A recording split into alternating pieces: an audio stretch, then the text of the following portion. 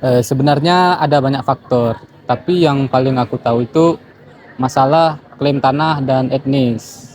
Jadi kan antara suku Dayak dan Madura ini sudah berbeda, baik secara ekonomi maupun kultural. Nah, juga masing-masing kelompok itu mereka merasa paling benar dan paling baik, sehingga konflik tidak terelakkan.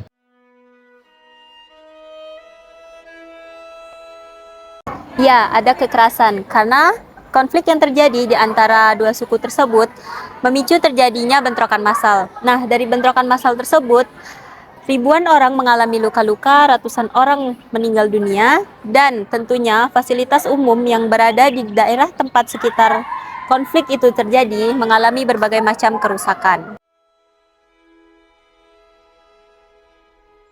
Jadi, pemerintah telah turun tangan dan mengirim pasukan bersenjata lengkap guna mengendalikan situasi di daerah konflik tersebut.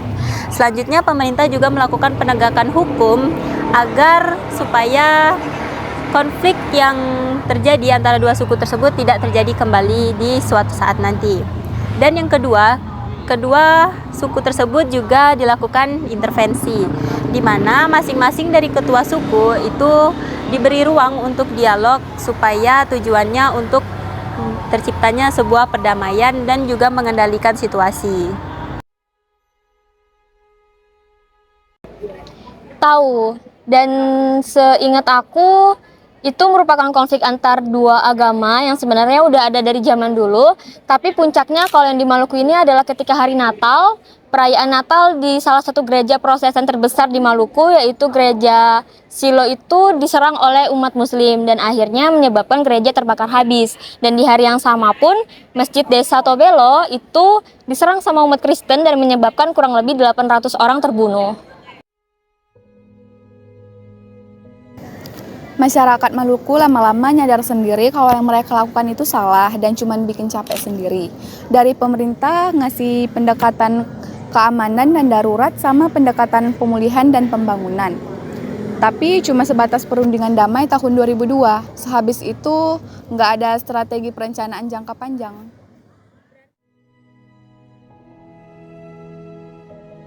Beberapa upaya perdamaian ada, tapi nggak berhasil. Contohnya waktu Gubernur Maluku ngebentuk tim 6 yang tugasnya untuk menghentikan kekerasan yang terjadi di Ambon dan mencegah penghancuran simbol-simbol keagamaan. Tapi mereka malah diduga terlibat dalam kekerasan itu. Terus pemerintah Indonesia juga nggak memberikan dukungan militer, jadinya bantuan makanan dan kebutuhan lain nggak bisa dibagikan.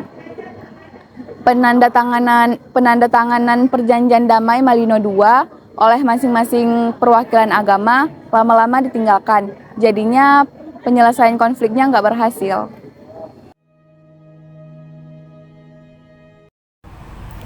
Kalau menurut saya, karena di Tolikara akan dilaksanakan seminar pemuda Gidi pada tanggal 13 sampai 19 Juli 2015. Namun, pada tanggal 17 Juli bertepatan pada Hari Raya Idul Fitri. Maka dari itu, pemuda Gidi mengeluarkan surat, isinya melarang umat Islam melaksanakan sholat Id di Tolikara. Padahal sebelumnya, Kapolri dan Bupati telah mengkoordinasikan pada Presiden Gidi dan memperbolehkan sholat Id sampai pukul 8. Namun pemuda Gidi tidak terima dan berniat untuk ngebubarin. Dan terjadilah kericuhan dan itu mengakibatkan aparat keamanan melemparkan senjata dan mengakibatkan 12 orang terluka. Sewaktu pembubaran, ada oknum yang membakar kios dan merembet ke musola, sehingga mengakibatkan 70 unit dan 2 mobil kebakar. Upaya penyelesaiannya itu dengan rehabilitasi, penegakan hukum, dan peningkatan dialog antar umat beragama. Rehabilitasinya dengan perbaikan bangunan fisik yang rusak dan penanganan korban yang terluka. Terus juga dengan membangun dialog antar tokoh agama, tokoh masyarakat, pemerintah pusat dan daerah untuk menyamakan pandangan dalam menyikapi keragaman.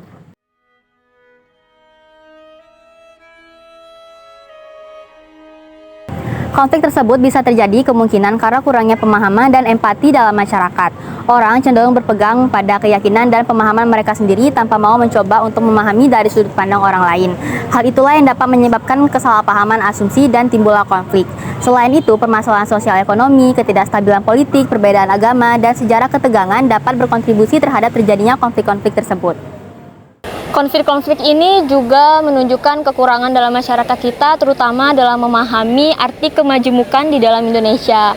Nah, makanya diperlukan pendidikan dan juga pemahaman tentang kemajemukan dan keberagaman di Indonesia, kemudian rasa saling menghormati dan empati satu sama lain yang gunanya untuk mencegah dan menyelesaikan konflik dengan lebih efektif, karena nggak menutup kemungkinan konflik yang sama mungkin akan terjadi di masa depan, serta untuk membangun kehidupan beriringan yang lebih harmonis dan juga inklusif.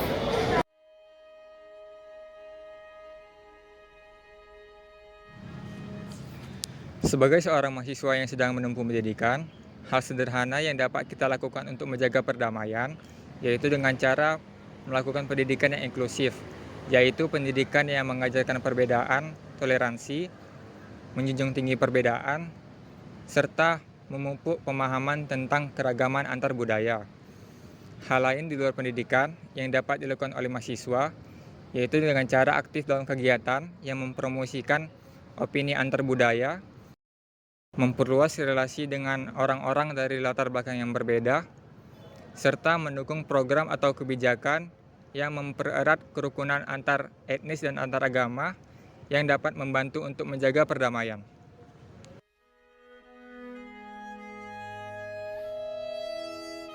Nah, di Indonesia sendiri terdapat beberapa stereotip dan stereotip ini perlu diatasi dalam upaya membangun budaya damai. Beberapa di antaranya ada stereotip etnis. Stereotip etnis ini dapat menyebabkan terjadinya perpecahan antar kelompok etnis. Lalu yang kedua ada stereotip agama. Seperti yang kita ketahui bersama bahwa Indonesia adalah negara yang memiliki tingkat keberagaman agama yang cukup tinggi. Namun masih terdapat stereotip terkait agama tertentu. Hal ini dapat menyebabkan terjadinya perpecahan antar kelompok agama. Terdapat stereotip terhadap status sosial dan ekonomi seseorang di Indonesia. Stereotip ini dapat memperkuat ketidakadilan dan diskriminasi dalam masyarakat. Penting untuk mengatasi masalah stereotip ini dengan cara mempromosikan kesetaraan dan keadilan sosial. Dalam mengatasi paradigma dan stereotip ini, penting untuk membangun pemahaman terhadap keberagaman budaya. Komunikasi yang terbuka dan inklusif dapat menjadi langkah-langkah awal untuk membangun budaya damai yang berkelanjutan.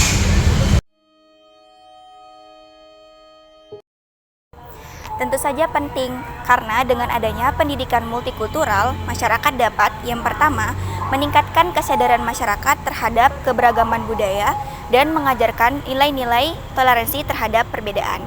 Kedua, memberikan informasi yang akurat dan positif mengenai berbagai kelompok sehingga membantu mengurangi prasangka dan stereotip. Ketiga, mendorong inklusivitas dengan membantu masyarakat memahami kepentingan dan kebutuhan setiap kelompok budaya. Membuka jalur komunikasi yang positif antara anggota dalam masyarakat, yang mana itu nantinya akan membentuk identitas yang lebih positif. Nah, jadi pendidikan multikultural itu bukan cuma sekadar penting, tetapi juga sangat bermanfaat dan membantu guna untuk membentuk kehidupan yang lebih harmonis, inklusif, dan juga adil dalam kemajemukan masyarakat Indonesia.